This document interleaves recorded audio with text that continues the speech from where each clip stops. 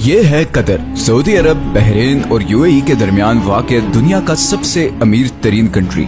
اتنا امیر کہ اس کی پر کیپٹا انکم ہے $1,28,000، جو کہ امریکہ، سنگاپور اور ایون پڑوسی عرب ممالک جیسے کہ UAE اور سعودی عرب وغیرہ سے بھی کہیں زیادہ ہے۔ بڑی بڑی بلڈنگز، شاپنگ مالز، مہنگی گاڑیاں، اسی لیے قطر کو مڈل ایسٹ کا ویگس بھی کہتے ہیں۔ لیکن قطر ہمیشہ سے ایسا نہیں تھا۔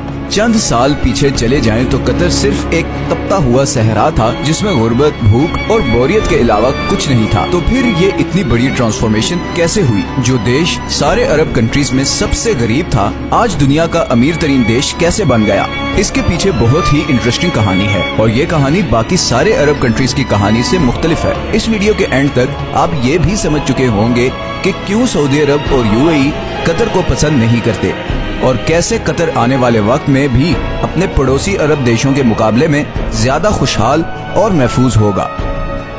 یہ کہانی شروع ہوتی ہے 1916 میں، جب قطر کے امیر عبداللہ الثانی نے برٹش کے ساتھ ایک ٹریٹی سائن کی، جس کے مطابق برٹن نے قطر کو کسی بھی زمینی یا سمندری حملے کی صورت میں ڈیفینڈ کرنا ہوگا، اور قطر بدلے میں اگلے 25 سال تک برٹش کالونی کا حصہ رہے گا، اور یہاں سے نکلنے والے ہر نیچرل ریسورس میں برٹن کا شیئر ہوگا۔ 1940 میں قطر میں سب سے پہلی آئل فیلڈ ڈسکور ہوئی۔ 1960 تک قطر میں تیل کی کھوج اور اسے زمین سے نکالنے کا کام عروج پر تھا، اور قطر کے حالات آہستہ آہستہ بدلنے شروع ہو چکے تھے، مگر ابھی بھی کوئی بہت زیادہ تبدیلی نہیں آئی تھی۔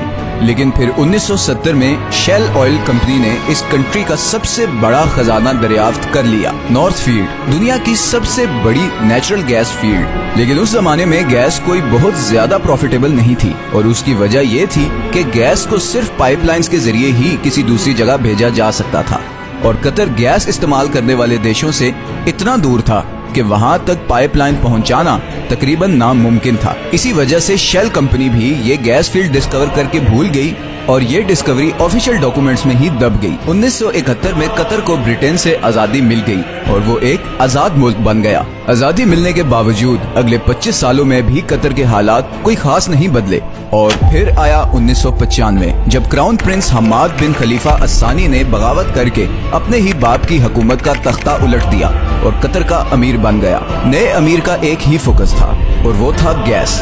حماد بن خلیفہ یہ جانتا تھا کہ قطر کی تقدیر صرف گیس ہی بدل سکتی ہے، اسی لیے اس نے ایک بہت ہی ریئر ٹیکنالوجی گیس لیکویفیکیشن میں انویسٹ کیا۔ لیکویفیکیشن ایک ایسی ٹیکنالوجی ہے جس میں گیس کو لیکوڈ فارم میں کنورٹ کیا جاتا ہے تاکہ اسے آئل کی طرح شپس میں دوسرے کنٹریز تک پہنچایا جا سکے۔